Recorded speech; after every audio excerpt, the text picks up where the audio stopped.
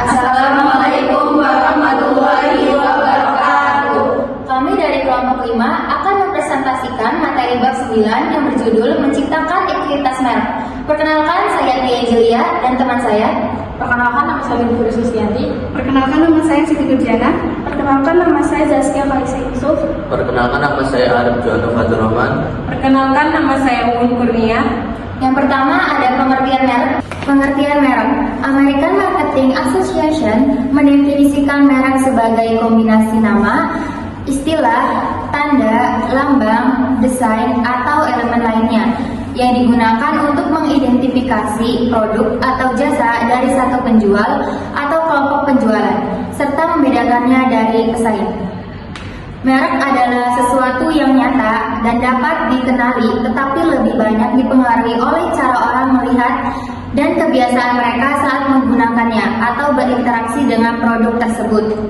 Fungsi merek bagi perusahaan yaitu memudahkan penelusuran produk, membantu mengatur catatan persediaan dan catatan akuntansi. Fungsi merek bagi konsumen yaitu membantu konsumen mengenali produk, memberikan jaminan kualitas, menciptakan rasa percaya, dan memudahkan mereka memilih barang yang sesuai dengan kebutuhan atau selera mereka. Selanjutnya akan dibacakan oleh teman saya. Penetapan merek atau branding adalah memberikan kekuatan merek pada produk dan jasa. Agar strategi penetapan merek berhasil dan nilai merek dapat tercapai, konsumen harus diyakinkan bahwa ada perbedaan berarti di antara merek dalam kategori produk atau jasa. Contoh merek kategori produk seperti Indomie. Indomie sudah berhasil menciptakan merek hingga dapat diekspor lebih dari 80 negara dengan pasar utama yaitu Australia, Hong Kong, Yordania, Arab, Amerika Serikat. Contoh merek kategori jasa adalah Gojek. Gojek adalah salah satu merek yang telah menjadikan ikon dalam dunia layanan transportasi daring di Indonesia. Gojek mencakup berbagai jasa seperti pengiriman makanan, layanan keuangan, dan banyak lagi. Penetapan merek menciptakan struktur mental yang membantu konsumen mengatur pengetahuan mereka tentang produk dan jasa dengan cara menjelaskan pengambilan keputusan mereka. Inti penetapan merek yang berhasil adalah produk atau jasa yang hebat didukung oleh perencanaan yang sama jumlah besar, komitmen jangka panjang, dan pemasaran yang dirancang dan dijalankan secara kreatif. Dan merek yang kuat menghasilkan loyalitas konsumen yang tinggi. Selanjutnya akan dibacakan oleh teman saya, Jana. Mendefinisikan ekuitas merek. Ekuitas merek atau brand equity merupakan nilai tambah yang diberikan pada produk dan jasa. Ekuitas merek dapat tercermin dalam cara konsumen berpikir, merasa, dan bertindak dalam jasa hubungannya dengan merek. Dan ada harga, pangsa pasar, dan profitabilitas yang diberikan merek bagi perusahaan. Ada 3 bahan kunci ekuitas merek, yaitu yang pertama, ekuitas merek timbul akibat perbedaan respon konsumen. Yang kedua, perbedaan respon akibat pengetahuan konsumen tentang merek. Yang ketiga, respon diferensial dari konsumen yang membentuk ekuitas merek yang tercermin dalam persepsi dan preferensi. Contohnya yaitu ada Indomie. Salah satu brand yang memiliki ekuitas merek yang tinggi adalah Indomie, merek mie instan yang paling populer di Indonesia. Karena Indomie ini memiliki varian rasa yang unik dan juga memiliki harga yang sangat terjangkau. Selanjutnya akan dibacakan oleh teman saya yaitu Kia. Membangun ekuitas merek. Pemasar membangun ekuitas merek dengan menciptakan struktur dan merek yang tepat untuk konsumen yang tepat. Proses ini bergantung pada semua kontak yang berhubungan dengan merek baik dijalankan oleh pemasar maupun bukan. Meskipun demikian, dari perspektif manajemen pemasaran ada 3. Yang pertama ada pilihan awal untuk elemen atau identitas merek yang membentuk merek. Ada nama merek, logo, lambang, karakter, juru bicara, slogan, logo, kemasan, dan papan nama. Yang kedua ada produk dan jasa serta semua kegiatan pemasaran dan program pemasaran pendukung yang menyertai label list label. Yang paling cepat tumbuh adalah Juicy Couture dengan busana dan aksesoris olahraganya yang keren dari komputer dan mempunyai daya tarik gaya hidup yang kuat untuk wanita pria dan anak-anak. Yang ketiga adalah asosiasi lain yang diberikan secara tidak langsung ke merek dengan menghubungkan merek tersebut dengan beberapa entitas lain, pada orang, tempat, atau barang. Nama merek vodka Selandia Baru 42 mengacu pada garis lintang yang melintasi Selandia Baru dan espresso kandungan alkoholnya. Semua kemasan dan produk visual lain dirancang untuk meningkatkan kepentingan anggapan negara itu untuk mengkomunikasikan positioning merek. Kriteria pilihan elemen merek ada 6 kriteria utama untuk memilih elemen merek. 3 yang pertama yang diingat berarti dan dapat diskusi adalah pengembangan merek. 3 yang terakhir dapat ditransfer, dapat disesuaikan dan dapat dihindari adalah kriteria defensif dan berhubungan dengan cara mempengaruhi dan melindungi ekuitas merek. Ekuitas merek dapat diukur dengan 2 pendekatan, yaitu tidak langsung dan langsung.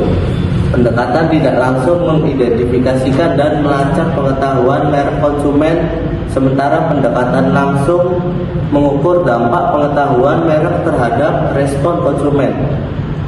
Kedua pendekatan ini saling melengkapi dan harus diterapkan bersama untuk memahami sumber ekuitas merek dan bagaimana hal tersebut mempengaruhi hal pemasaran.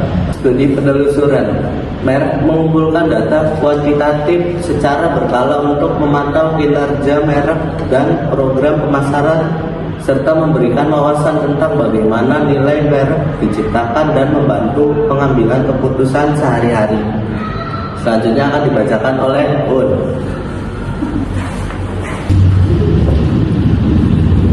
Merencanakan strategi penetapan merek. Strategi penetapan merek atau branding strategi yaitu perusahaan mencerminkan jumlah dan jenis baik elemen merek umum maupun unik yang ditetapkan perusahaan pada produk yang dijualnya.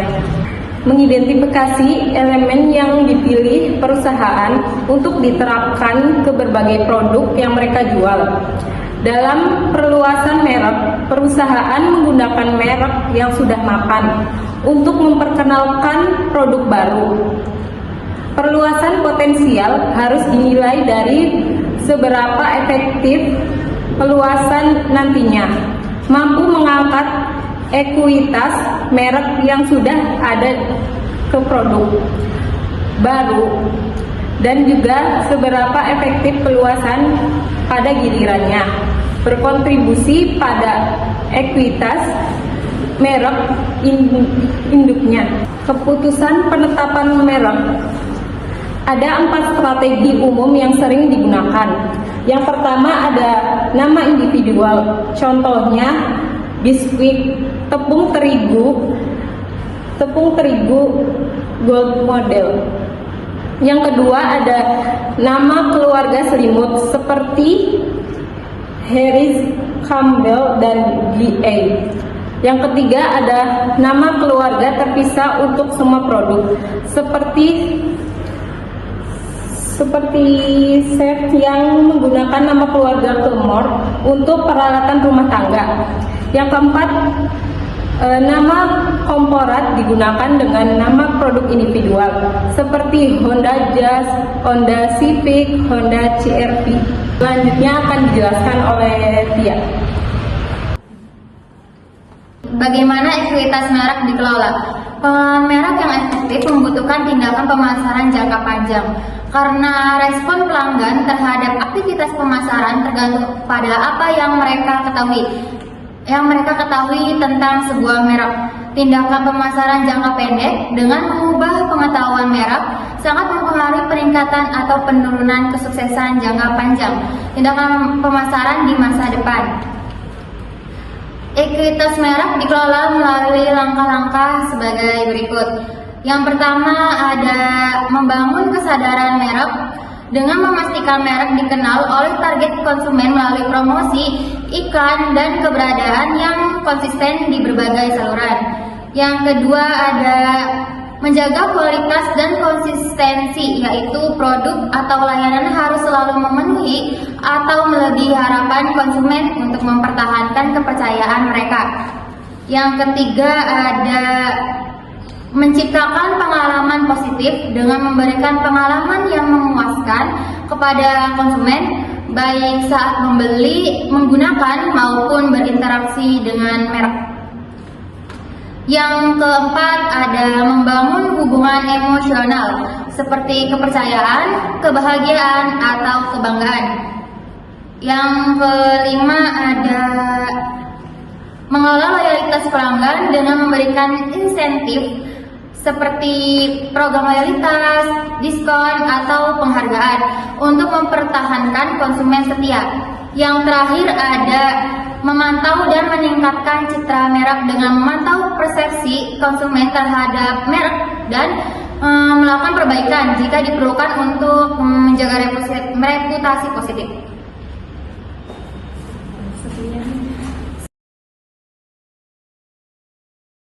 Sekian dari kelompok kami, kurang lebihnya mohon maaf. Wassalamualaikum warahmatullahi wabarakatuh.